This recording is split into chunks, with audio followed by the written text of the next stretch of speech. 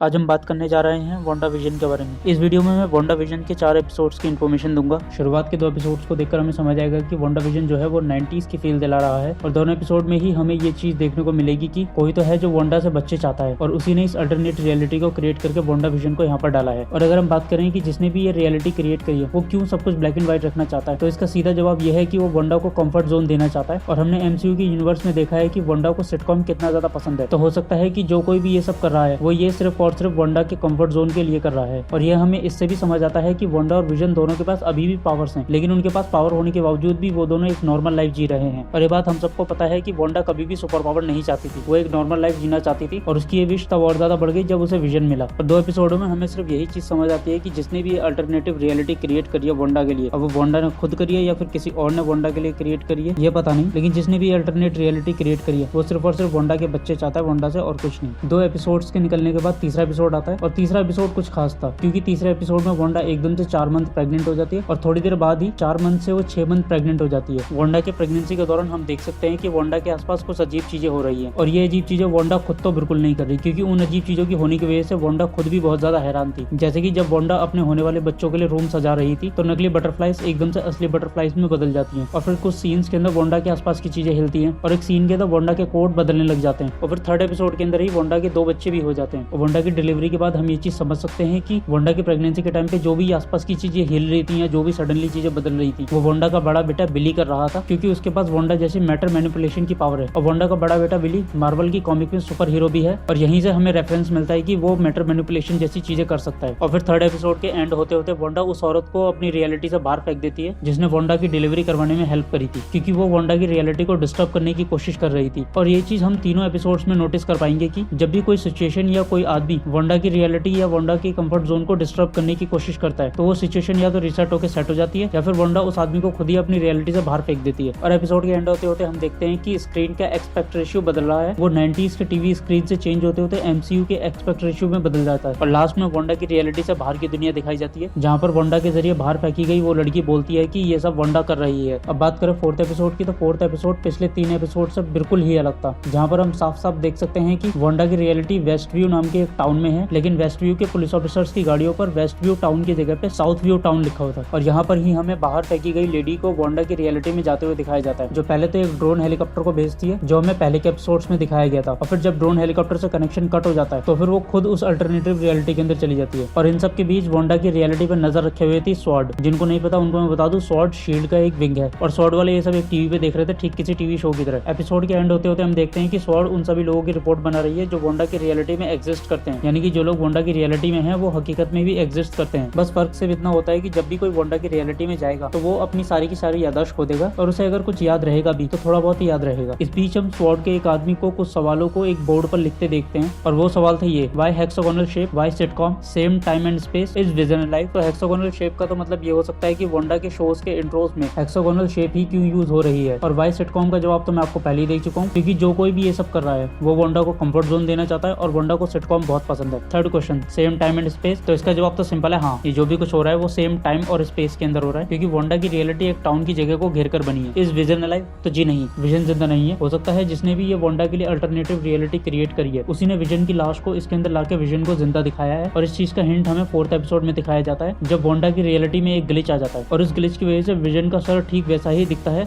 जैसा वो तब दिख रहा था जब थेनोस ने उसके माइंड से माइंड स्टोन निकाल लिया था। और क्योंकि वांडा बिना विजन के खुद को इमेजिन भी नहीं कर सकती, तो हो सकता है जिसने भी ये रियलिटी क्रिएट करी है उसने विजन की बॉडी को वहां पर जिंदा दिखा दिया है ताकि वांडा अपने कंफर्ट जोन में रहे। और एंड में सिर्फ एक ही सवाल कि आखिरकार इतना सारा बवाल क्यों हो रहा है, तो इसका सीधा सीधा सिंपल जवाब ये है कि जो भी कोई इन सब के पीछे है, जो भी कोई ये सब कर रहा है, उसको सिर्फ और सिर्फ वांडा के बच्चे चाहिए और वो वांडा के बच्चों को हासिल करने के लिए ही ये सब चीजें कर रहा है। और इन सब के अलावा हम एक चीज और नोटिस करेंगे 4 एपिसोड्स के अंदर, और वो है रेड कलर, क्योंकि पूरा शो शुरुआत के 2 एपिसोड में ब्लैक एंड व्हाइट था, पर इन 2 एपिसोड्स के अंदर सब कुछ ब्लैक एंड व्हाइट होने के बावजूद भी कई जगह रेड कलर को अलग से दिखाया गया है। जैसे कि वांडा को जब वो ड्रोन मिलता है तब, एक बार एक लेडी का हाथ कट जाता है तब, और एक बार एक जगह लाइट ब्लिंक होती है। और अगर हम बात करें कि इस रेड कलर का क्या मतलब हो सकता है, तो ये चीज हमें आगे के एपिसोड में पता चल सकती है, लेकिन अभी तो इसके बारे में कोई भी आइडिया नहीं है। तो अगर मुझे इस वीडियो पे अच्छा रिस्पॉन्स मिला तो मैं इसके आने वाले एपिसोड्स के ऊपर सेपरेट वीडियो जरूर बनाऊंगा, वरना वांडा विजन पे मैं तभी वीडियो बनाऊंगा जब वांडा विजन के सारे एपिसोड्स खत्म हो जाएंगे।